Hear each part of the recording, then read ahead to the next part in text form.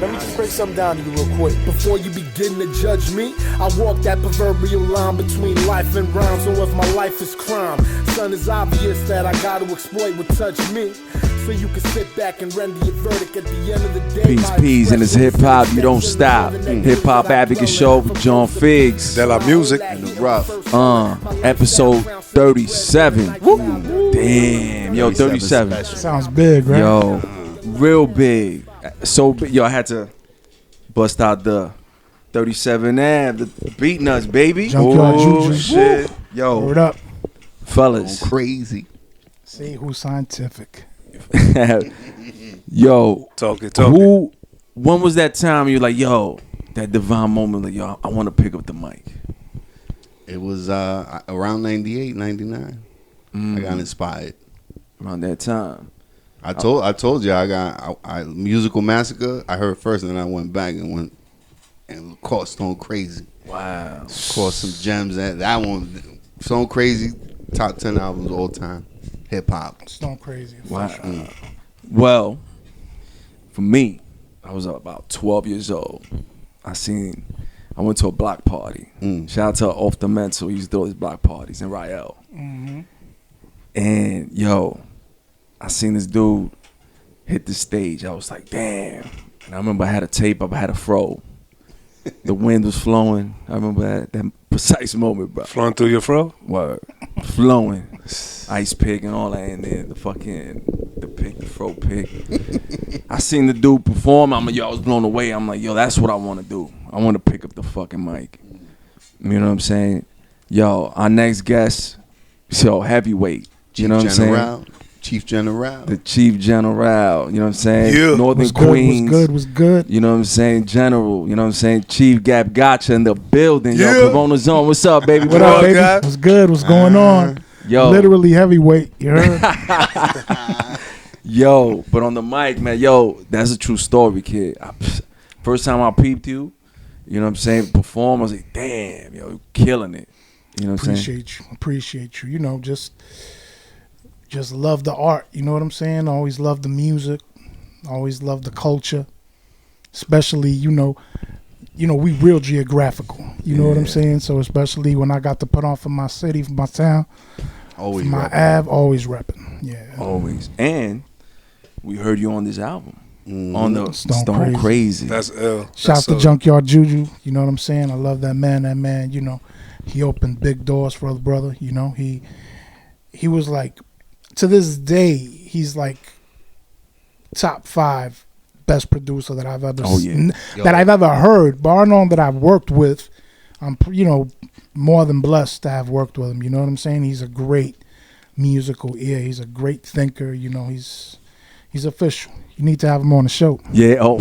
Ooh. Yo, open doors, baby. Yo, mi casa tu casa. You heard? Yo, Gab, so we are super happy you're over here. Definitely. When we started, we were like right behind you. We linked up with O, and O always talk about you. We would hear your music. O always has music in the stash. So he would let us hear your unreleased joints, things that you was working on, and we would get inspired by it. We would see you every third Thursday of the month in the Bowery Poetry Club. We would see you performing over there. And when we first started, we weren't performing. We were just watching you and Kanye do your thing. Right. So we always been watching you. So, it's beautiful to have you over here. I appreciate you guys having me. So just so the people that don't know you, like we know you, just tell them how you started music. What got you? Yeah, what started the hip hop? So let me first give O Incredible a shout out. O Incredible's like the watcher of our movement. He's always going to be the one that has the archives. So if you want to ever get some exclusive Gab Gotcha shit or Calle Cardona shit or some, holla at O Incredible. You heard? But music started early. You said something about like 91 was your first verse? No, well, that's when I started. But I mean, I started listening to hip hop early. Like, I'm talking about early 80s. I started like, started from the whole, when Red Alert was on 98. Chuck Chill Out was at 107.5. when there was nothing but video music box to watch hip hop on. Wow. To watch videos on. When if you wanted to catch an ill beat that you caught your ear, you had to literally record that shit on a tape and loop it. You know what I'm saying? Like just record it, click, play it, click, play it, click. I mean, through all phases of recording, from recording on reels to ADAT. Damn, you recorded on all that On big reels, shit? yeah, hell yeah. Big studios, man. Like ill studio, Sony Soundstage, Platinum Island, obviously Power Play, which is now, forget what they call it now. There was no punching in back in those days, right? It was punching in, but the engineer was looking at you sideways, nigga. Like when they when you were saying, "Can you punch me in?" There was like, really? I mean, do we have to? You can't just spit that shit straight. That's Come on, crazy. son. But yeah, no, there was punching in, but there was a thing about you knocking your shit out in one take back then. That was a big deal. So you always like, before you learn how to fucking write, because people got to learn to write, and it doesn't happen right away. You got to be like Nas in order for you to write since you're like a baby, right? But like, when you learn how to write, you learn how to space out your bars so that you can catch a breath in between your bars, so you're not caught out there. Right. You know what I'm saying? But before that, you used to try to pack everything in bars, and you used to be like, yo, I want to make sure I say 50 words in this one sentence. You know what I'm saying? Machine gun flowing or whatever. I was never really good at that because I was always chubby and I always had to fucking breathe. You know what I'm saying? So I wasn't really good at that. So I learned how to write early, space my shit out. I always have this inner metronome in my head that's always the same tempo. So most of the raps that I do, if you listen to my bars, they're always kind of in the same tempo. Yeah. Because there's always a certain metronome and a certain speed that I know I sound good in. I know what I don't sound good in. You know what I'm saying? So I'm not going to be sounding good on shit that drags. Like a lot of these lo-fi beats that dudes be rocking on, you know what I'm saying? Like, I don't knock it. Some of that stuff is fire. But, I personally don't sound good on it because I don't like the way I sound when I'm, spitting in a slow cadence. Oh, you mean the shit with no drums and shit, right? There. Shit like that. Even though I like some niggas flip, you know what I'm saying? Like my man Neck, some dudes flip them no beat joints. Yeah. Official. Like that's some dudes that when they spit on it, they're actually catching the flow of the beat, the tempo, but they're doing it in a way that's unique. Like there's a few people that do that really nice. Yeah. I don't. I'm not gonna front. I needed something. I need to hear like. It's good. It's always good. You gotta know your lane, right? You gotta know what you're good at. That's good to master that and figure that out. It took me a while to figure that shit out. To write, to know where I could write and I could punch it without punching in. Took a while for me to figure that shit out. So it's not something that you're just gonna write and you gotta practice it and rewrite shit. You cut words off, you move words around. It takes a while to get to that point. Yeah, man. I mean. So look, going back to your early days. So do you remember your first rhyme ever written? Yeah, the first rap you ever wrote. I remember. I remember something, right? I'm not gonna say it's my first rap that I wrote because I'm not sure of that. But oh shit! Oh, Polo. Nah, but I pulled it back. The first rap that I ever wrote, I would say, I'm the Gabri yell, but you can call me Gab. Tuna kicks the beat, and my DJ's name is Nam. And Eddie, with his cut so quick, he's Gab, a man, not a myth.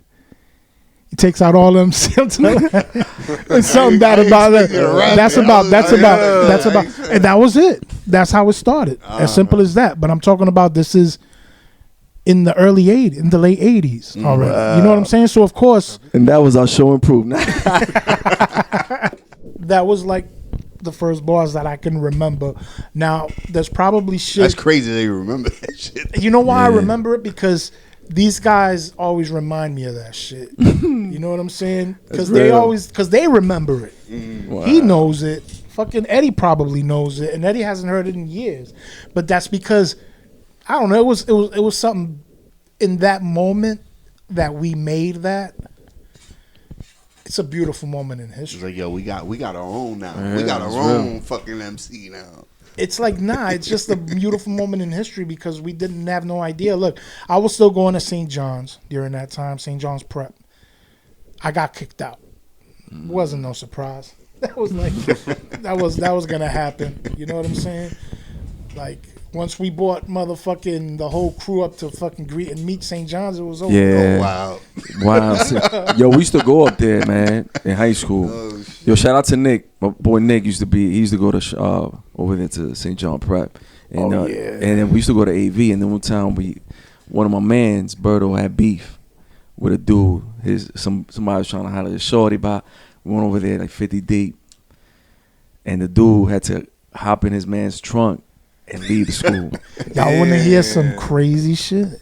Why not, man? So, of course, the niggas that we had beef with were from his high school. From AV? From AV. AV. Wow. So this is how that Yo. shit would pop off, right? Yo, I think So- that was the beef. It was us. Nah. I don't think so. Nah, you're a little bit younger than me. I'm younger.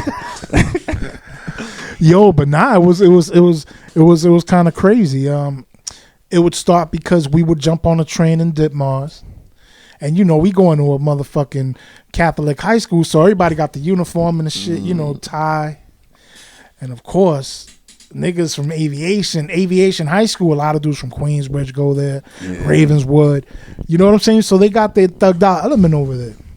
TA7, like crew that we directly had beef with from Corona. You know what I'm saying? At that time. Shouts to everybody though. That's 3-letter crew shit. You know what I'm saying? Water under the bridge. You know, that shit don't mean nothing no more, man. Shouts to everybody. I love you all. But back then there was no love, nigga. Back then it was on sight. You know what I'm saying? So Yeah, it was real. So it was, and that was because niggas used to fucking get beat up in Queensboro Plaza. You could jump out in the beginning when niggas didn't know no better. Yeah. Dudes was coming out the train, and then the dudes from aviation was laying up in the cut somewhere, and then niggas was getting beat up. Ping, bang, ping, going in their pockets. Ping, bang, bing. Some warrior Going shit. home with eye jammies. Niggas is, so of course they caught one of our niggas, Lenny. Oh, damn, sorry. Yeah, they caught one of my mans or whatever, and they roughed them up pretty bad, son. So we got tight, and that's how we started the beef. Then we started catching dudes in Queensboro Plaza too. Yeah. So Queensboro Plaza, there was a time when Queensboro Plaza was mad tension, nigga. You was in the train. Oh, we getting close, nigga. Everybody ready, right? Lace up your boots. You already know. But that's hip hop. If it's more than 50, roll up and ball up, nigga. You know how it is. That's hilarious. That's man. hip hop, and I feel Yo, like that was I loved it. you know the 80s and early 90s. You know what I'm saying? It was all about crews. You know what I'm saying? Your crew. You know what I'm saying? You got to perform. You're rolling up there 50, 60 deep. You know what I'm saying? You had to. Yeah. You know, it's hip hop. It was love, man. Beautiful times. Beautiful and, times. And then that leads into the first chapter. That leads into me getting kicked out of there, end up in Newtown. We'll skip Newtown. Newtown was cool. You know what I'm saying? I had memories there, but let's skip Newtown and let's go straight to my GED school, Elmcore. Elmcore. That's where I meet my man Sadiq, a.k.a. Creature. Of the now infamous and famous Rebelmatic. Big shout to that, brother. Big shouts to Creature. I love you, man. You know how it is. And that's where we met, and that's where, you know, oh, you rap? You rap? Yeah, let me hear something. Oh, no. Oh, that's cool. What else you doing? No. And then, you know, we put two things together. We started rapping, and then he told me about his man. Yo, I got a homie, you know, but you know, he's white. Buck now, Live. back then, it wasn't it was never a big deal to us. But back then, it was like, oh, word, is he nice?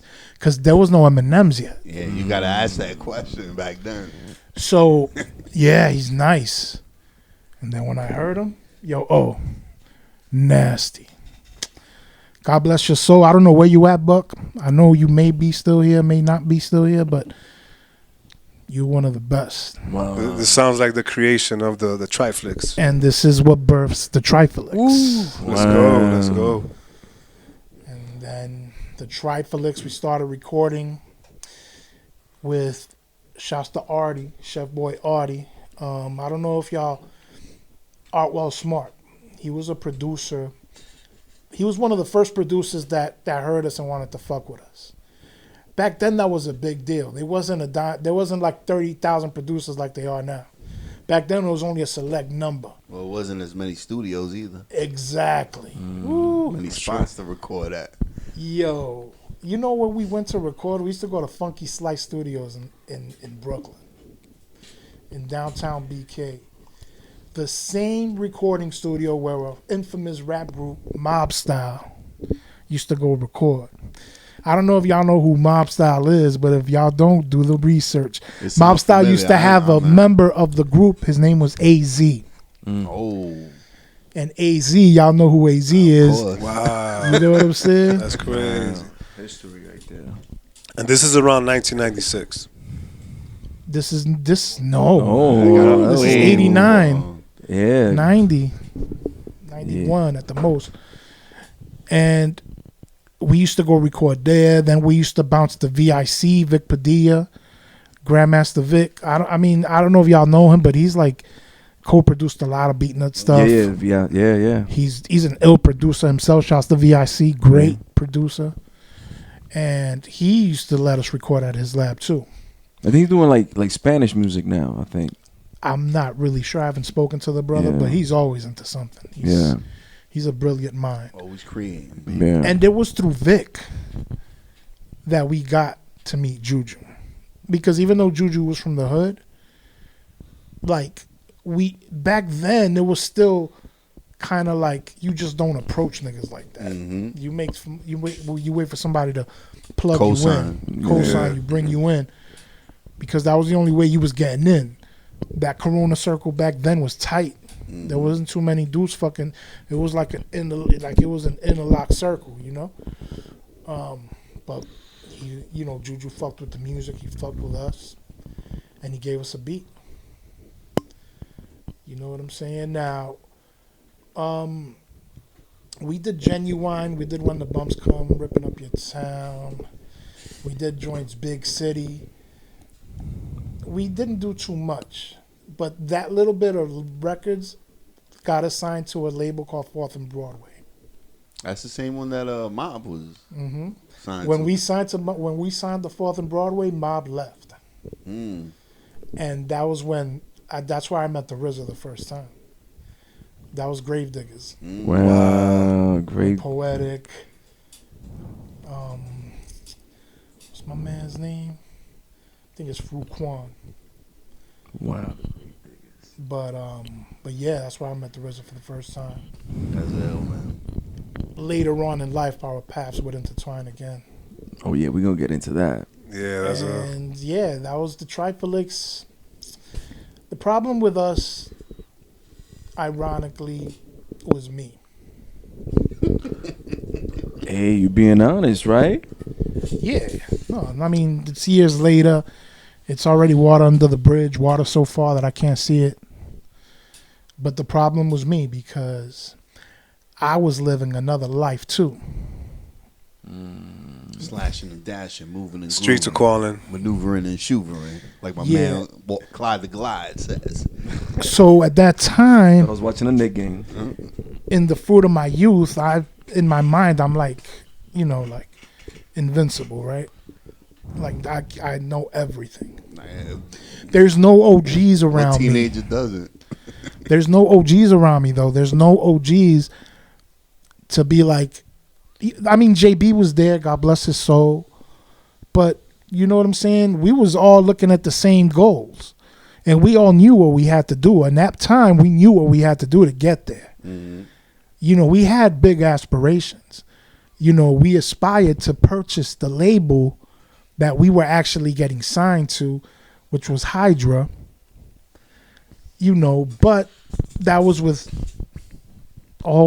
that's like a whole nother conversation. Damn. But just the fact that y'all even like thinking that way. Yeah, that's some that's what I'm saying. So we was already that's where our mind was already.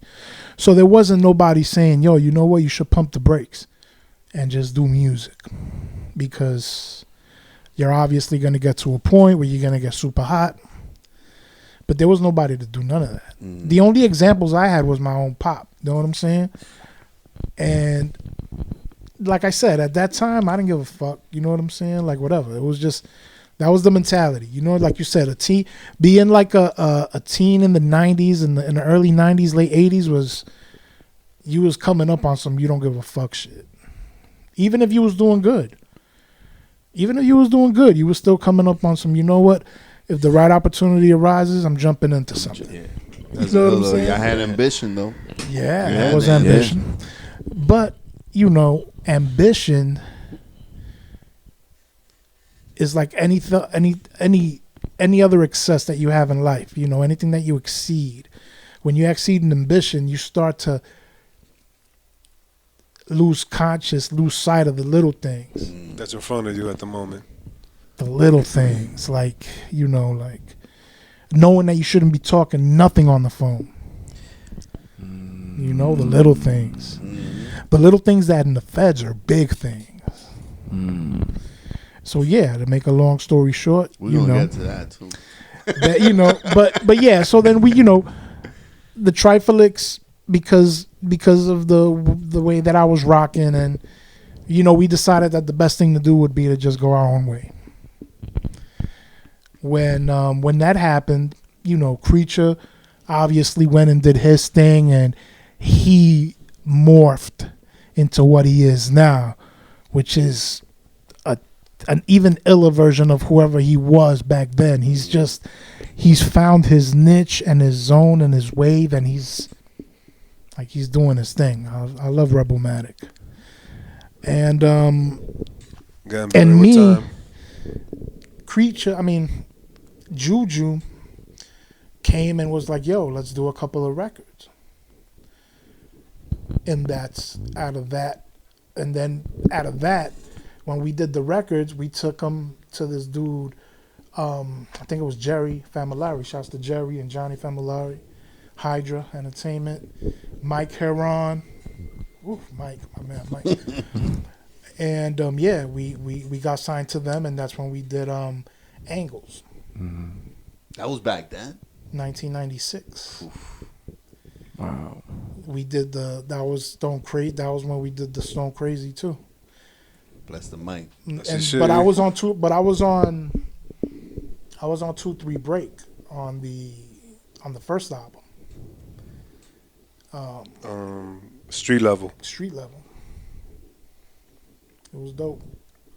Wow. 1994. 1994. And I'm not even talking about like the aspects of what used to be our daily lifestyle as far as music was concerned. If I was dedicating time to it at that time, we were always going places to rap. We did Bobito, Stretch, 8979. That's one thing I'm interested in knowing. Like, how was it like back then, right? Like, right, we started hitting up studios in the mid 2000s, right? Mm-hmm. And it was like, yo, every Friday was our day with O, or Tuesday, I think it was, right? Mm-hmm. We had our day with this, you know, like, yo, that was when we're going to the studio, have your shit ready, we're gonna knock 2-3 songs out, boom. Like, what was that like back then? Like, at that time, like, I mean, I'm sure there was some kind of focus like that, right? Like, it's a job. It was daily. Every day? It was daily, yeah. That's ill. I didn't have a job. My job was, I was getting money, but I didn't have a job, right? My job was music. And it wasn't even a job. It was something you loved. It was just that's what doing something that came naturally. And it was, I don't know, it was just a great chemistry that we had. It was a great time. Like, I firmly believe that, you know, if destiny wouldn't have intervened, one or two things could have happened, right? What ifs, right? So if April 9th, 1997 doesn't happen and I keep moving forward, chances are that, you know what I'm saying, I'm riding that whole wave with the Beatnuts, with the off the book shit, with the Pun shit. I get to meet Pun. We probably record records. It's just a whole bunch of shit that would have, you know, at that point, at that time, You know what I'm saying? I recognized that I had a little buzz too. So, but I mean, whatever. You know Hold what? up. I don't. What was that date though? You mentioned the date. You gotta say what the fuck happened. I mean, You know the day, baby. You know it. April 9th, 1997 was when I was taken away from my family. Just leave it that way. Mm-hmm. Because I do have younger family members that'll probably watch this on their own time, and they'll, you know. Nah, you But I'll tell- just leave it at Say that. no Tell more. it clean. Say Went to no more. gladiator school. You know what I'm saying? So that's another aspect of my life that I don't What you look call back it? and be like, Gladiator school. That's nothing to glorify. it's nothing to glorify. You know what I'm Never. saying? But it made me. I could have just went left while being in there and just came home on some real I want to get more money shit. Like a lot of dudes do. A lot of dudes go in there, and the feds, you're liable to run into the plug. Mm-hmm. No, it's a school. You know, you're gonna Man, bump niggas into tell the me all the plug. time, like, yo, niggas that been done to. I know personally. Yeah, That shit is yeah. school right there. Niggas that know how to take it in. Exactly. You know what I'm saying? So if you can become a scholar at crime too, if you want to. If that's what if you know that that's what you do and that's what you're gonna die doing, then yeah, you can learn from there. You can get your connects. You come home, but I lost too much to even step in that realm again. Real. I lost too much. I remember sitting down with an Italian person. I'm not gonna mention his name, but let's just say that he's like renowned, right? And he told me, he was like, yo, so how much did you get? You know, how many classes did you get for this semester? And I was like, yeah, I got to take 10 classes. And he goes, did you make enough money to last you for the 10 classes? And I'm like, hell no. Shit, ain't no financial aid in this motherfucker. And he was like, crazy. so that's where you're fucking up already. If you know you're going to come to school, you got to have enough money to pay for your motherfucking Tuition. So you know what I'm saying? Now, I wasn't completely Yo. broke, but whatever I did have stacked up got thrown into school because I had to live. You know what I'm saying? And That's big though. This is a good lesson right here. You giving right yeah, here. nah, man. Look, the everything jewel. in life, whatever you get into, I'm never gonna judge nobody. You could do whatever you want to do, but just remember that everything that you do is gonna affect somebody else. Yeah. Yep. Big time. When you start losing sight of that, when you start becoming so blind to everybody else that you're just focused on what you're doing and you don't care how it affects everybody else, that's the beginning of your end. That's the beginning of your downfall. Because once you start losing sight of the little things, the big things are going to come and eat you up. Yo, you spitting bars right now, bro. Wow. There's Nah, gems. Real shit. The one thing I told my cousin, I took him to court the day he had to go in. He walked in, sat in the court, said bye to his wife, said bye to me. He walked in, he was like, yo, when that door's closed, you had to sit down for 2 years. Otra vez. No, I'm talking, back then. No, but this son that I told him when he came back home. Yeah. I was like, look at all this shit. You know, even though your family was good and all that, but look at all this shit your wifey had to go through. In them 2 years, coming to see you, fucking traveling, fucking 5-hour drives. I went over there one time. I was like, yo, cuz, I love you, nigga. You coming home 6 months? I'll see you then. I ain't coming back here again, nigga. This is a ride.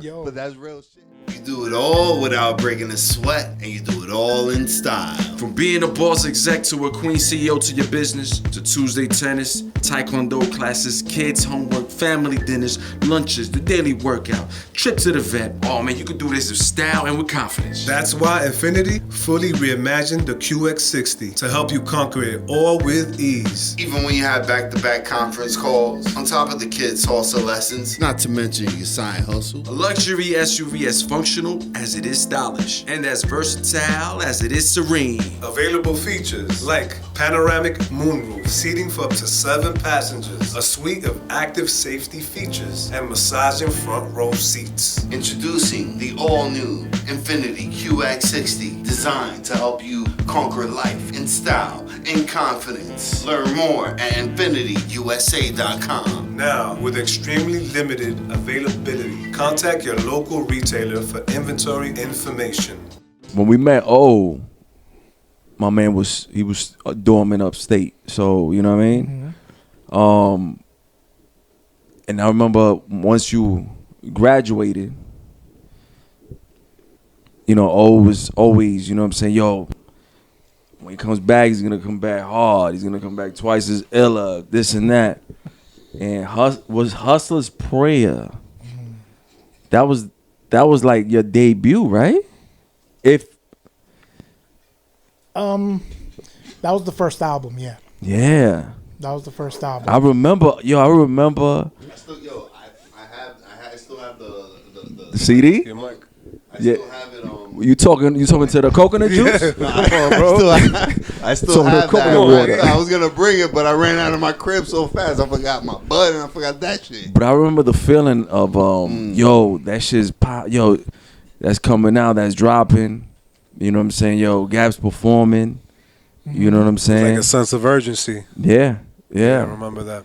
And just the name alone, because you hustle, you're hustling, you're praying, and just putting those two things together, that was genius. I'll talk about Hustler's Prayer for a quick second. So that song is super special to me in a few ways. One, that's the only live recording of my mother that there is. So, you know, God bless her soul. I get to listen to her give me a blessing every time I listen to that record. Wow. We all get a blessing every time we listen to that record. You know what I'm saying? He knows what I'm talking about. That's deep. And Hustler's Prayer was something that I always used to read before I used to go grind. So there's a prayer called El Justo Juez. And it's usually on a Colombian household's door right before you leave. Because that's where right before you leave to do whatever you're going to do, you can go, it's the irony in it. I can go out and go kidnap a kid and I'm going to pray before I go do it. You know? But the whole point is that I used to have this prayer that we used to say, El Justo Juez, which when you read it, is the hustler's prayer. You know, protect me from the evil people that see me, protect me from the authority, protect me from people that want to do me harm, protect me. So, you know, that's what hustler's prayer is. If you listen to hustler's prayer, it's me basically reading that prayer out loud, but so you can hear me reading it. Yeah. You know? So that's what hustler's prayer is. I mean, that's one of my favorite joints. And it's a joint that I usually perform too. So whenever I do a set, hustler's prayer will probably be in that mix. But now you're talking about the track. The track. You had the original CD that you had was actually, that was the album called Hustler's Prayer. That's the name of the album. That's the title track. Yeah. And then it came out because then a lot of those tracks that you had on there, you ended up putting on the album Timeless. Yeah, we can go into that too. Which there's a lot of hits on there. Like, you know, it came off of that. Went into that. That went into that. I'll explain what happened there. But before we go into that, before we get into Timeless and Hustler's Prayer, there was United States versus Gab Gotcha. I remember that. Yes. Yeah. That was a mixtape that I did with Rael, Ghetto Grime, Incredible. Yes. He was mixing that. I remember O mixing the skit. Sleepy, of course. O was mixing. Shouts to Sleepy. He was mixing that. You know what I'm saying? I remember that. That's how we would hear your joints, because of O. And Scarborough was mixing. Shout out to Scarborough, my brother. Yeah, obviously. That's one thing too. I love you and your brother's relationship. I always admire that. Thank you. You know, Appreciate and me as having an older brother, like, you know, my brother, you know, I always look up to my brother. Like, my brother's mine. Even though he's a bitch nigga sometimes. Oh shit! All right. I love that nigga. We going there. We going there. I admire my brother more than anybody in this world. I can say that because I love that nigga and I admire that nigga more than anybody in this world. Nah, that's exactly how I feel about my brother. You know.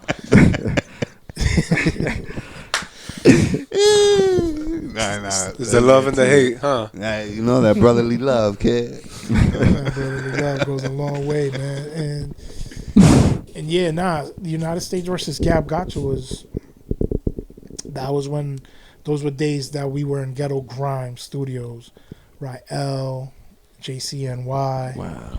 Sleep, in this dungeon, in the backyard, in the garage. Dope nights, bro. I can't even, like, the energy was fucking brilliant. You know what I'm saying? Like, we used to go in there, Rael and Sleep always used to have fire beats. Yeah. And they would just play shit, and we would just record shit. It was organic. It was fucking great. I wish we would have had more social media, more camera phones back then. Imagine. You know what I'm saying? There was camcorders, but niggas wasn't as open to the motherfucking cameras back then like that. No. Dudes was like, nah, don't take my picture. Yeah. You know what I'm saying? Niggas ain't even want to fucking. Yeah, don't take my camera at picture. all. It was You a know what I'm problem. saying? It was a big Record it, problem. Nah, don't Yeah, record bro, me. Don't record like, me, you crazy? Yo, but I wish, now in hindsight, I'm like, damn, I wish there would have been more of that shit. That would have been priceless footage, but yeah, so, United States versus Gab Gotcha dropped. It garnered a little bit of a buzz. Then, soon after that, Hustler's Prayer dropped. And once Hustler's Prayer dropped, I started shopping it around, and it fell into the hands of my man, Ray Acosta, shouts to Ray Rock from Wu Music, and he hit me up. And he was like, yo, I like what you're doing, man. You should come out and see me. I'm in Jersey. And, I work for the RZA. I work for the RZA's label. And so the RZA, I don't know if y'all remember, but they put out a Spanish label, remember? Wu Latino. Yeah, So Wu Latino.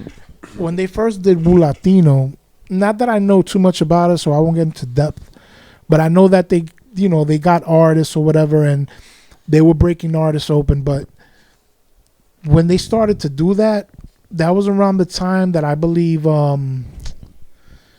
what's the reggaeton joint that Nori's on? Oye Tu Canto? No, that's The one that blew up.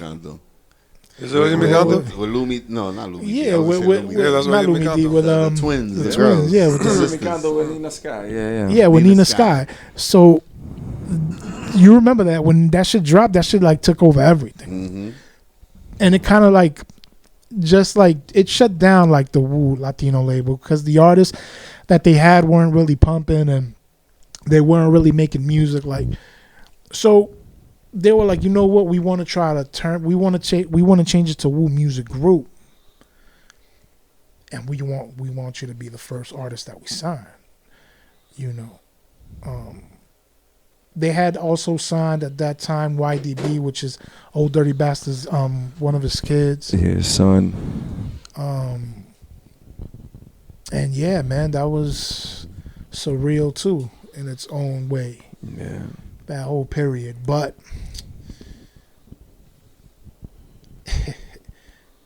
there was also. Did you have access to any RZA beats? Nah. Because damn, that would have been shit. He was there and he played me some shit, and the shit that he played me I didn't like. Imagine telling the RZA, nah. In retrospect, as great as he is, I understand why y'all didn't fuck with me after that. But as great as he is, as great as anybody, everybody got whack shit. Everybody, no matter how great you are. Throwaways. Let's just look. It wasn't that the shit was whack. What happened was, from what I understand, he was just playing me like a skeleton, if you will, a loop. He envisioned more stuff on it that I didn't have the hindsight and the imagination to see what he was putting in my plate. So of course I passed on to it, and he never offered me nothing again. Should have brought the visionary. Yeah, he would have been like, "Yo, what are you, stupid, man? You telling the what? Come on, man." But of course, nah. But anyway, like I said, everything in life, there's moments in life you recognize the mistake, you see the mistake, and you move on. Yeah. You know what I'm saying? Yeah. All right, that's what happened. Let's Can't go. hold on to the It's past. written. Close the page. Turn the next page. So the RZA thing was dope because it's being part of one of the greatest, if not the greatest, hip hop movement ever. Facts. And that shit is for life. Like to this day, I got fans just off of that shit. I don't know anything about nothing but the time that I spent through Wu Music Group. Mm-hmm. They won't know no other catalog, but they'll know Timeless. Like, oh, and they have a strong fan base. Like, you could tell what type of dude I am. I never mooched off I never mooched off the Wu brand like that. Y'all know, because if tell me when I dropped anything out with Wu shit. Yeah. Tell me when you see me push like mad Wu. Not because I didn't love and respect the movement, but because I felt that it would have been wrong of me to do that. Because if they haven't brought me into their wing in order for me to be like, it's cool to sign me, right? And that does give me the privilege to be able to use the thing, the wings up, the wings, right? But nah, you know what I'm saying? Like I always felt like that's big though. That's big. You saying that because a lot of people think that they're gonna meet somebody, right, and they're gonna take off. Oh, because now I just met this person, and you gotta measure. You gotta learn how to measure things in life, in general, anything in general. You gotta learn how to measure. Some people take shit like that and be like, yo, they'll take a picture with fucking Drake and be like, oh shit. They all of a sudden I made it. Drake's camp. No, I made it. But meanwhile, that was the only that millisecond. That was the only moment they ever had with Drake. Yeah. Absolutely. People will run with that shit and take it beyond. Hey, this was me chilling with Drake last night, man. Yeah. You kidding me? I was with him right here. There was niggas will build a whole movie around me. That shit'll be forget. That shit'll be on TMZ. That's really what's the model's name from Pulp Fiction? Samuel Jackson. Samuel Jackson. He's in the airport. Some dude takes a picture with him, posts it. Yo, chilling with my man Samuel. He sees it. He's like chilling. Yo, I was fucking catching a flight. It was just a picture. Yo, that's see crazy. What I'm saying? That's That's hilarious, man. For anything for views. But that's big though. That's big that you that movement, like, right, you took that as a an experience in your life, and in your whole music career. That's what that was. Like you took that. You were happy, you were proud of it. Yeah. But you weren't also gonna be like, Wu-Tang, like you're Wu-Tang now, like Yeah. Yo, I'm not gonna lie, man. I'm a Wu head. Oh, who isn't? I think I would have been tattoo right here, like tattoo on my forehead. Nah, I got a tat though. Because it's true. Because at the same time, like it's not like I can show the tat, and they'll be like, oh, you like the Wu, and I'm like, yeah, I do like the Wu. But I was also part of that shit. You was part of it. Not the Wu-Tang, but I was part of it. Yeah, no, you were part of the movement. I was part of this movement for a split second. Yeah. But another thing that happened during that time was my mom passed away. Damn. If anybody knows me, they know that my relationship with my mom was crazy. Our relationship, even with them, Omar and them, they, and that shit knocked me off of my axis. That shit derailed me. You know what I'm saying? Man, God rest his soul, man. So, of course, there was mistakes that were made during that time. There was opportunities not taken advantage of during that time. Because when I lost focus, I lost focus. Yeah, I wasn't in it. Yeah, I bounced. I basically, like, a year later, I bounced. I went to Colombia, and I was like, fuck, right? I bounced. I couldn't. And in Colombia, I just got worse. And again, once you start losing sight of the way the things you do affect others around you, you're heading into a spiral. That's where I was. I was at that point where I didn't give a fuck how it affects anybody. That happens though, man. And I'm doing danger zone shit because I'm in a third world country where they kill niggas for nothing. Just for looking funny. And I'm out there wilding and partying like I'm Tony Montana. Wow. Colombia, you got kidnapped quick, I heard. You got kidnapped quick in Colombia. Back in the day, at least. No. There was a plot to kidnap me. But that didn't work out for them niggas. My cousins is all in the point. fucking. Too on point. Nah, my cousins do too much legwork to let me get kidnapped out. So you know what I'm saying. But something that you said, you said it a few times, that what you do affects other people. Everything that you've accomplished, that you've done in the music world, was affecting people in Corona. And there's one person that we had on the show who came on here and said that and spoke about you very highly. He said that one of the reasons why he even did an entire project was just to get your attention, because he wanted to work with you. That's how much he wanted to work with you. And then I don't think that you know who it is, because that was the first time that he shared that story, and that was Con Boogie. Oh, Con is wow. my man. I love Con. Con, shout to Con Yeah, I Boogie. remember. Yo, that. Con Boogie was here, and he said that he really wanted to work with you, but he didn't know how to make it happen. So what he did was that he started making beats, and he pushed himself to the limit, made the illest beats he could, created a project. He went to All the Right. He was like, yo, anytime you sell a shirt, just I throw remember it in. walking into All the Right with a stack of CDs, and I'm like, I don't want to sell these here. I don't want to do consignment. Anytime anybody buys something, just put it in a bag. Nice. Simple shit. Like, you know, you don't got to force it on no one. If they toss that shit, it is what it is.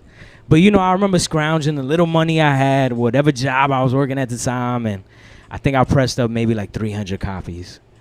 And I definitely got one in my and hand. I remember I had a business card in that shit. I had a business card in it. And so for me, I think the pivotal moment for me, right?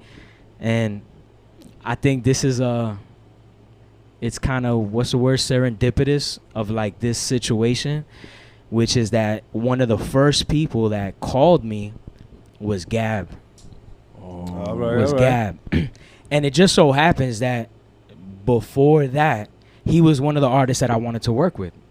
Like, I specifically almost made that CD in order to get his attention. So it's like, What do you think about that, man? I thought that was ill. That's crazy. That's, you know, again, you know, shouts to Con. Con is a great Build the mic a little. No, we rocking. Yeah, We rocking. We good. I see the needle. Shouts to, you know, Con is a great individual. You know, I've recognized this talent for years. I have a few songs with Con that are dope. Yeah. You know, the Opus. Which is the one that he's like telling you, you know, don't go to the street, and you're like, yo, it's like the good versus bad type. Yeah, that Which joint. was that one? That was That hard. joint, yeah. That's hard. fire. That's fire. I remember that joint. Damn, y'all just reminded me. It's funny, I forgot about that joint. That joint. I used to love that joint. Nah, Con is dope, man. Con, and he's a person that he has grown and evolved with the music in his own way. Like, he has his own niche. Like, he's an artist. Like, he's like everything that an artist should be. You know what I'm saying? Creatively, he's balanced. Personally wise, he's approachable. He's always been humble. Facts. Super talented, bro. Super talented. Like, He just designed a shoe. I want to for work with you Wallaby. now, nigga. Shit. He just designed a shoe for Wallaby and Yeah. Sweet Chick. Yep. I saw that. That's fire. Chicken and waffle The joint. chicken and waffle joint. Yep. Yeah. I saw that. Yeah. Size 8.5. Send it over. 11. You know, in army green. Yeah. Nah, I love Con, man. Con is a great dude, man. And I've always gravitated good people. You know, there have been times where I may have been the bad apple that spoils the good people that are around me. But, you know, like, I've always been blessed to be able to work with great people. You know what I'm saying? That's why I look back and, like, I don't have too many regrets. I may have a few, because everybody does. Bro. Especially when you get up to my floor.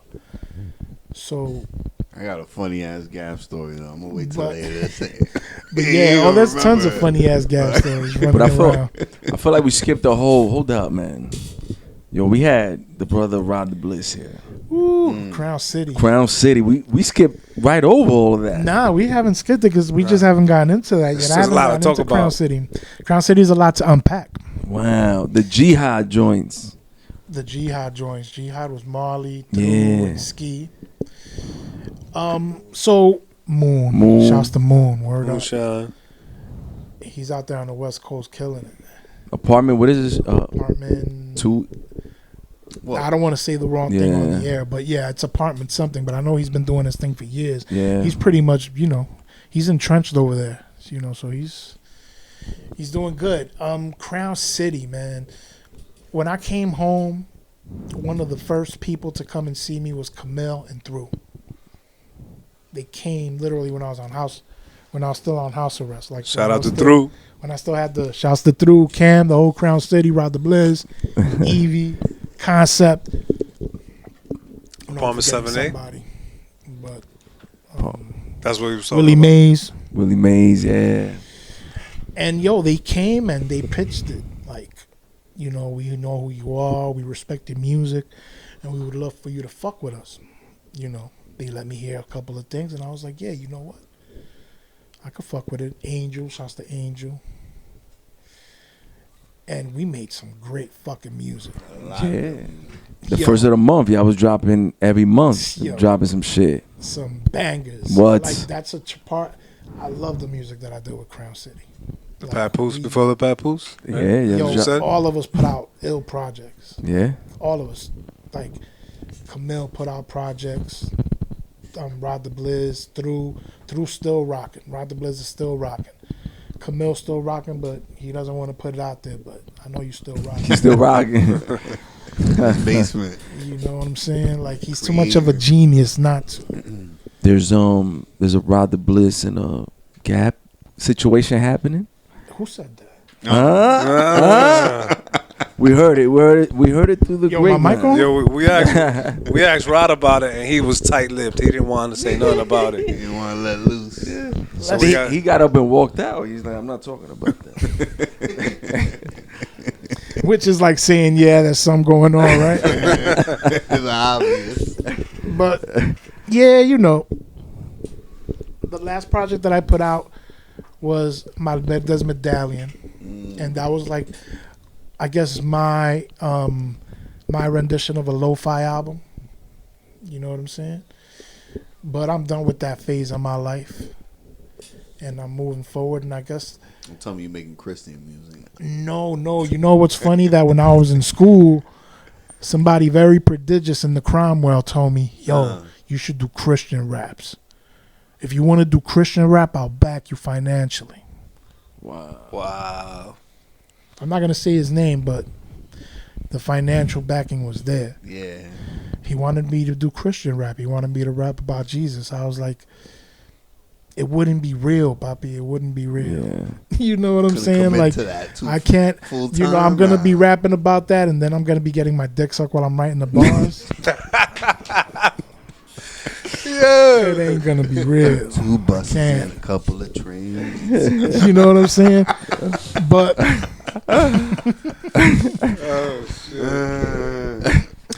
two buses and a couple of trains. Interesting, that bar, right? That bar is about a shorty that I used to go. I used to work when I first came home. One of the first jobs I got was with my boy. He used to have like an X-ray place. Like, he was like the boss of an X-ray imaging place all the way in West Bubblefuck, like Rockaway, borderline Brooklyn, down there. It's fucking crazy. So I used to live in Flushing, way up at like 160 something street. So it was literally 2 buses and a couple of trains to get to work. You know what I'm saying? Oh shit. So I ended up hooking up with a shorty from work. And whatever, we started, basically at first it started right there in the office, just getting busy after the doors closed. We need now. Yeah, crazy. I'm just, We I'm need our space. I just came home from school, so I'm like open, nigga, like it's the first time. I'm just happy as fuck. You know what I'm saying? Yo, champion, So- we talking about the truck, that track champion, man. So we're talking about champion. So she's coming to see me. She lives out West Bubblefuck over there. She's coming to see me. So now she's taking 2 buses and a couple of trains. Oh. Yeah, Is that the she joint was that we great. heard on the radio? That was on. I heard that Money Man. I heard on Hot 97. That's one. That's too. one I heard on the Played radio. Hot Money- Yeah, Hot Camilo Money, played man. that shit. I've heard it, a couple times. Shouts to DJ Camilo always. Yo, that brother, I swear to God, and I don't bother Camilo that much. Like, but I throw a record to Camilo, he'll play it. But that's just the relationship. Not because it's a pressure type of thing, no, but because of the love that we have for each other. Like, Respect. I've been, I've known Camilo from the beginning, before Yeah, I used everything. I You know what I'm used to saying? walk in, and he knows me before that Camilo's too. one of the illest like club DJs, hands down. I used to go to spots, right? And he wasn't even on the bill, like. And this nigga Camilo just be there for like a set, like an hour, and that shit'll turn out. I was like, oh, this nigga's here. Like, I'll just be in some spot in fucking Long Island. I'll be in some spot in fucking Brooklyn random, and he just pop in Rock it out. and kill the party and walk out and go do the next fucking party. Yo, it was him, DJ Yuta, and a couple of other DJs, and they had a little crew, and they all used to hang out. They all used to live and rock around 85th Street Park on Northern Boulevard. They used to throw parties in there, and DJ By, Camilo was DJing. With junior high, that's why That's on 85th and Northern. That's fucking IS. not 227. That's 70, fucking, 149. Nah. Nah. I don't know. Two I digits. forgot. But around I there, know what yeah. park you talking about though. Yeah, and that's where I met them. That's where I met AL. Shouts to AL. Oh yeah. All lyrics. All lyrics. Still doing his thing. Yeah, brother. It's fucking crazy, man. I think it's time for get the story a little motivated, get people a little in tune with Gab Gotcha and what built Gab Gotcha, right? Why not? So yeah, he's alluding to something, and this one is gonna be even more special. We want to know, every time we have somebody on the platform, we always ask one question: is what is their top 5? So right now, fellas, I think it's a perfect time. I think so. Yeah, man. Yo, time for Gab Gotcha's top 5. Greatest of all time. Check it out, y'all. Giving y'all the best. As we go a little something like this. Big Daddy Kane. Nice. Cool G Rap. Corona. Legend, baby. The originator of Corona.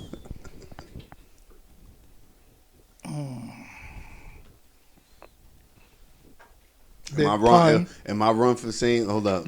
Am I wrong for saying Cool G Rap is the originator, rapper of Corona? You wouldn't be wrong for saying that.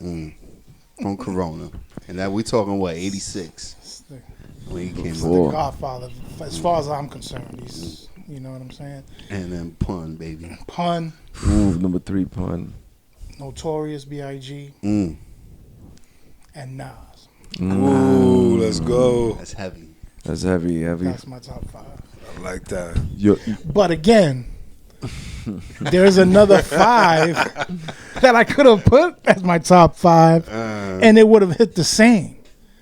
So That's what I'm saying. Like if you were to build your dream team, 12 players, 12 artists. 12 artists. Yeah. So we'll keep the 5 that I already said, right? So now we can throw in Busta. Oh. Now we'll throw in Eminem. Okay.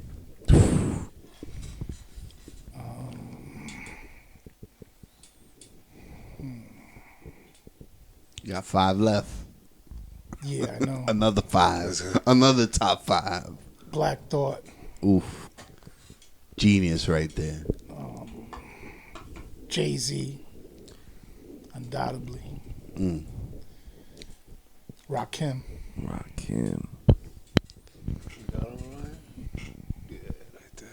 It's in the back. We at 9. Yeah, I haven't even We taken a 9 look at right none there. of them. We at just 9 right going off now. the We at top. 9 right now. And who else influenced me? You got some inspiration. It's gonna over be here. no. That's what I'm saying. I'm trying to do it from my own. Ooh, I'm trying I not to got you. cheat. It's literally who influenced me, right? So we're gonna go back, and I'm gonna put Bismarcky on this list. Yes. I remember listening to the Bismarck dance and was like, yo, this is the sickest beat I've ever heard in my life. And then Just a Friend. You know, obviously Slick Rick, again, you know, it could have been Slick Rick instead of Bismarcky. You know what I'm saying? But like, there's so many, every decade could have a top 5. Yep. The 80s could have a top 5. The 90s could have a top 5. I think that's how we gotta do it from now on. The you know, the thousands could have a top 5. You know, because obviously a lot of people, like if you were to ask somebody 20 years younger than me, their top 5 is going to be completely different. For sure. Absolutely. Drake will probably be their top MC. Word. Young Thug or something. Kodak And Black. then, you know, there'll be, you know, Young Thug. There'll be, you know what I'm saying, Lil Wayne. But again, nobody's knocking that because it's true. These dudes are GOATs. Mm-hmm. Like, no matter what, if you don't like, you know, you could feel any type of way, but Drake is an ill artist. Like, he's exceptionally talented. You know what I'm saying? I always say, at the end of the day, it's all about the execution. And he executes. You gotta execute. These dudes all execute. Lil Wayne got classic albums under his belt. Oh, You know what I'm saying? His mixtape run was Yeah, crazy. yo, there's Young Jeezy's one of my personal favorites. I could have put Young Jeezy on any top 5. Mm-hmm. I love Young Jeezy. You know what I'm saying? Like, he motivates me. I think we're gonna have to change this top 5 by. You know what I'm saying? Like, we're gonna have to do top 5. Yeah. We're gonna do top 5 80s. Top Motivation. 5. yeah. He had an album called Thug Motivation. Thug Motivation. Yo, he was. Nobody talked. You know, 101. nobody talk that coke shit like he does. You know what I'm saying? There's 1,000 MCs that talk that coke Hot shit. Pusher. But you know, What you do you think listen about to Pusha him. T though? Now you say Pusha's that. dope. Pusha's dope. Pusha's like one of my favorite artists as well. Mm-hmm. But I just like Young Jeezy hits me more. But Pusha's official. Like, I can't. Drake responded to finally to Pusha T. When right now to the recent shit. I thought that was some new shit. Yeah, I thought that was done. But real quick, that's a top 5. The right top there. 15. Top 15 there. Top 12. Not only got Esquina a esquina, de cuadra a cuadra. Si se calienta, hay latinos presentes. Listen, we worldwide, this a movement. We ain't never losing like latinos presentes. Si ves muchas banderas, mujeres ricas buenas, con severas caderas, latinos presentes. The kid big like rims on a Hummer. That's why she at my feet sweating me like Tim's in the summer. Gotcha. Y ella conoce la clase. Soy calibre Galil cuando estallo en la calle. Gotcha. And me, I dig deep in the struggle. It's like my life's full of dirt and my tongue is the shovel. Gotcha. Y yo represento las ollas, dominando más pistas que Juan Pablo Montoya. In other words, I elevate more tracks and subways. When you're looking all across your map, you ain't really ready for that. I'm a connoisseur, lyrical carnivore that was given the weaponry for the art of war. De las favelas de Brasil, populares de Medellín, represento los que mueren por vivir y sobresalir. Gonna come up, chasing the dream, no matter the scheme, pa' lo que sea, by any means. Homie, we everywhere, just look around. We hold it down like latinos presentes. De esquina a esquina, de cuadra a cuadra. Si se calienta, hay latinos presentes. Listen, we worldwide, this a movement. We ain't never losing like